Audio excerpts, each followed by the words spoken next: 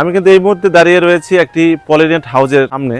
বাংলাদেশের কৃষি যে এগিয়ে যাচ্ছে, বাংলাদেশের কৃষিতে যে আধুনিকায়ন হচ্ছে, এটি কিন্তু তার একটা উৎকৃষ্ট প্রমাণ। এই পলিনেট হাউসের মাধ্যমে কিন্তু বাংলাদেশে দেশি বিদেশি বিভিন্ন সংবেদনশীল চারাগুলো উৎপাদন করা হয়। তাই আজকে আমরা এই ভিডিওর মাধ্যমে কিন্তু আপনাদেরকে পলিনেট হাউসের ভিতরটা দেখাবো এবং কি কি চারা উৎপাদন হয় সেটি কিন্তু আজকে এই ভিডিওতে থাকছে। দেখেন, পলিনেট হাউসের কিন্তু কয়েকটা স্তর ভেদ করে আপনাকে প্রবেশ করতে হবে, কারণ এখানে বিভিন্ন ধরনের সিকিউর মেইনটেইন করা হয়, যার কারণে আমরা প্রথম গেট দিয়ে কিন্তু ঢুকছি।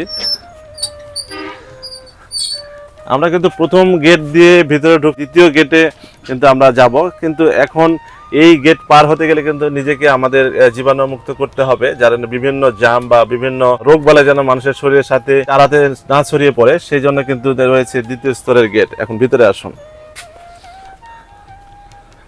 এখন কিন্তু অবস্থান করছি পলিনেট হাউসের মধ্যে। এই পলিনেট হাউসটা কিন্তু 25% জায়গা জুড়ে নিয়ে তৈরি হয়েছে এবং বিশাল, দেখছেন কত বড় একটি জায়গা।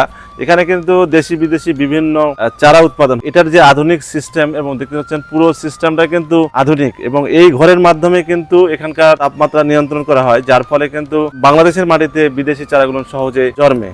তো আমার সাথে আসুন, আমরা একটু ভিতরে যাব। এই চারাটি দেখতে পাচ্ছেন, এটি হচ্ছে বিদেশি ফল রামবুটান চারা, যেটি কিন্তু বাংলাদেশ এই মুহূর্তে কিন্তু খুবই জনপ্রিয় একটি ফল, এবং এই বিদেশি ফল রামবুটানের চারাও কিন্তু এখানে রয়েছে। আমার পাশে যে চারাটি দেখতে পাচ্ছেন, এটি হচ্ছে লঙ্গানের চারা। লঙ্গান কিন্তু এটিও বিদেশি ফল, এবং এই ফল কিন্তু অনেকটা লিচুর স্বাদের এবং চমৎকার একটি ফল হচ্ছে এই লঙ্গান। আমার হাতে দেখতে পাচ্ছেন একটি ক্যাকটাস গাছ, এবং দেখতে পাচ্ছেন এখানে অনেক প্রজাতির ক্যাকটাস রয়েছে, তার মধ্যে আমি একটি হাতে নিয়েছি। এখন এই ক্যাকটাস কিন্তু বেলকনিতে কিংবা ঘরের শোভা বর্ধনে কিন্তু অনেকেই নিয়ে থাকেন, এবং এই বিদেশি ক্যাকটাসগুলো রয়েছে কিন্তু এই পলিনেট হাউসে। দেখতে পাচ্ছেন আমার হাতে চমৎকার একটি ক্যাকটাস জাতীয় ফুলের গাছ।